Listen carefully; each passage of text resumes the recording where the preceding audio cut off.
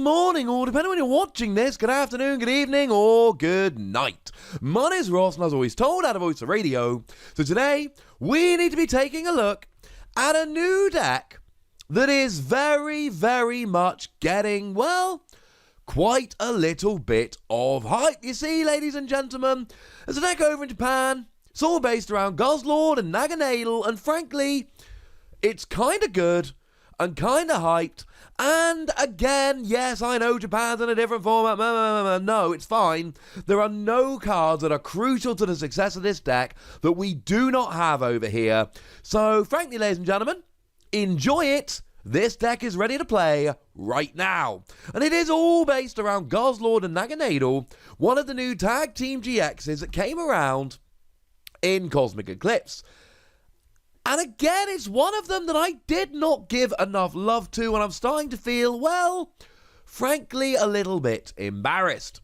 So, Guzzlord and Naganadel then, it's got a lovely ability whereby you may discard an Ultra Beast from your hand, and then you get to heal 60 damage. Cool. And in fact, I'm being a little bit disingenuous there. Doesn't actually have to be an Ultra Beast. It is any Pokemon from your hand, you heal 60 damage. Compare that with the Naganadel GX, where you get to draw 3 cards, but only if you discard an Ultra Beast. It cannot be any Pokemon. Now, the main attack here, 1 Psychic, 1 Darkness, 1 Colorless, 180, is kind of awkward, but, well, we don't really care. Because, and we'll get more into this in a minute, but we're an Ultra Beast. We've got B-String. And 180 for free energy is actually really good. I mean, I don't know about you, but I remember when we were all playing Ho-Oh, because Ho-Oh could do 180 for 4 energy, and that wasn't that long ago, and there's no downside here.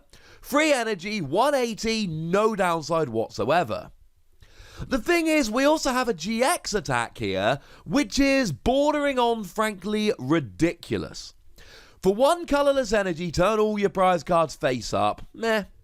1 colorless, 1 psychic, 1 darkness energy. Take 2 prize cards while turning them face up. Now, quick side note, you do turn them face up, so unfortunately you cannot use Jirachi Prism Star, because Jirachi Prism Star only works if you picked it up as a face down prize card. Otherwise, it would be utterly ridiculous. I would kind of like that to be true, but it would be bordering on, well, dumb, frankly. But what we have here is a decent attack, and then a GX attack that just takes 2 prizes. So essentially you're going into the game knowing that if you can take 4 prizes on knockouts, you're probably going to be alright. And you see, the deck we're playing here has Naganadel and Guzzlord and Misdreavus. And that's it. They are the only Pokemon in the entire deck. We have 4 copies of Guzzlord and Naganadel, and we have a 4-free line of Misdreavus, and that is it. Now, Misdreavus, what you do is you essentially KO it, you give up a prize, and then you draw until you got 7 cards in your hand. But you see, this is basically all upside, no downside. Now, you need to be a little bit careful here.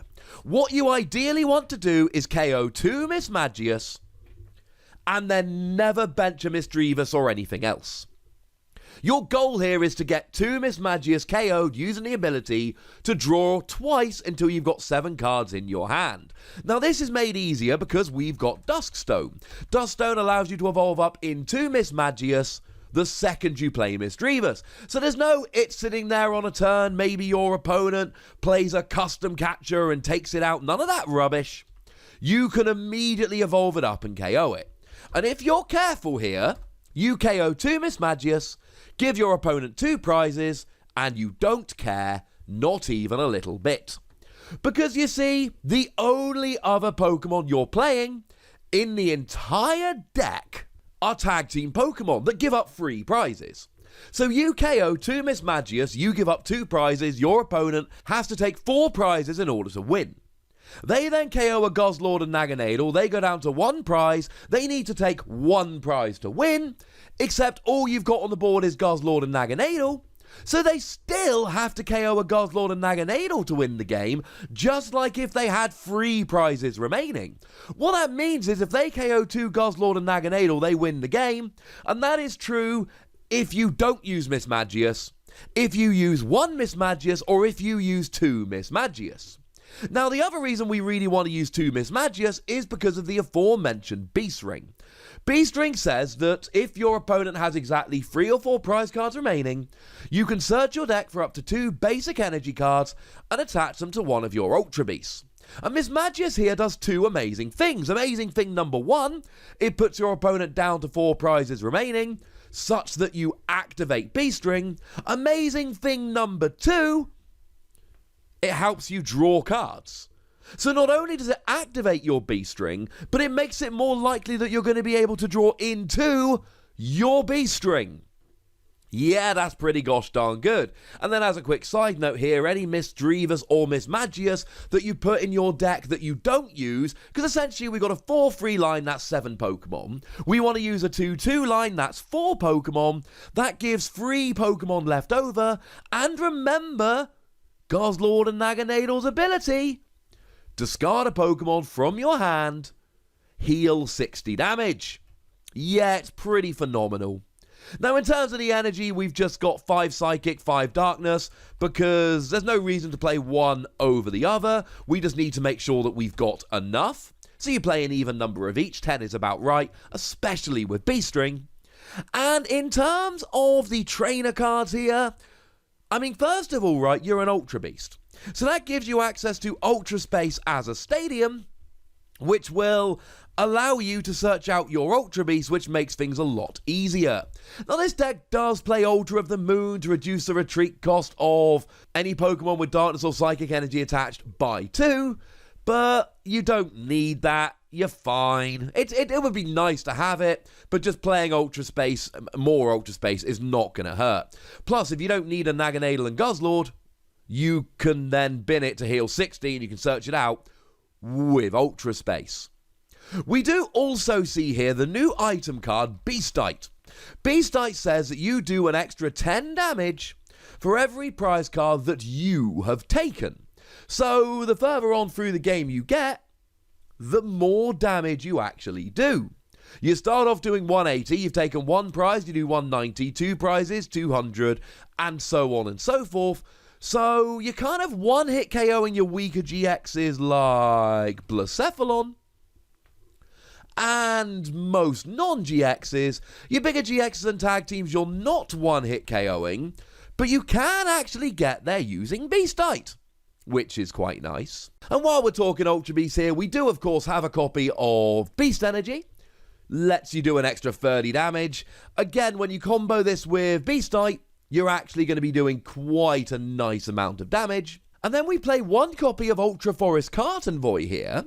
During this turn, damage from your Ultra Beast attacks isn't affected by any effects on your opponent's active Pokemon. So if your opponent's trying to use something like a Keldeo, for instance, it blocks GXs, you have no answer, this will go through it rather nicely. It's a good time to be an Ultra Beast. Now, in terms of Pokemon search, yes, this deck plays a whopping 1 Nest Ball, but you can play 4 Mysterious Treasure here. And you've got Ultra Space, and you can use Cherish Balls to get out your GXs, so I'm really not worried about that single copy of Nest Ball. And of course, you've got Duskstone there, so Mysterious Treasure will literally search out any of your Pokemon, Ultra Space will search out your tag teams, and Duskstone will search out your Misdreavus. We're not really worried about Pokemon search in this deck. You're absolutely fine.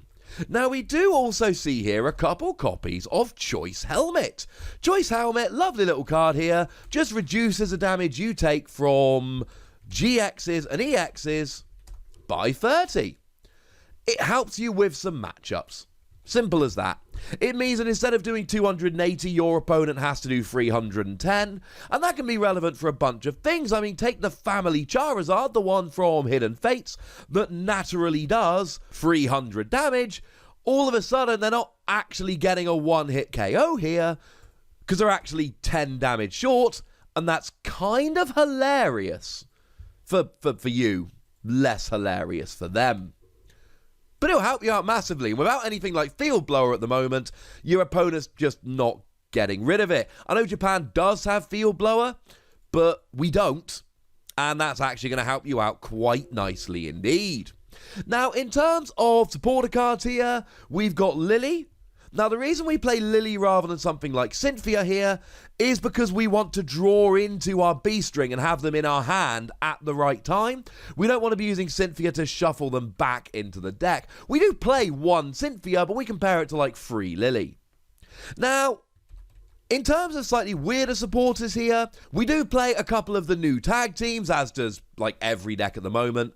We have got Cynthia and Caitlin, which is a new one that lets you recover a supporter card from your discard pile and draw 3 cards.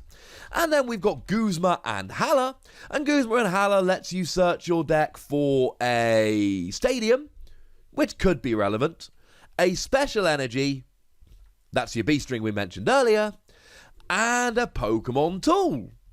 And we play some Pokemon tools, your Choice Helmet, your Beastite, so yeah. Guzma and Hala, good card, should see play in this deck. Now, obviously Tag Call becomes fairly important here. Tag Call is a really nice card, searches out 2 tag team cards, whether they are Pokemon or supporters, and they're pretty gosh darned good. And as a side note, Reset Stamp is a really, really good card in this deck because you will often get your opponent down to 1 prize. 2 Mismagius, they KO a tag team, then you Reset Stamp them to 1 card, and that is actually going to help you out rather massively.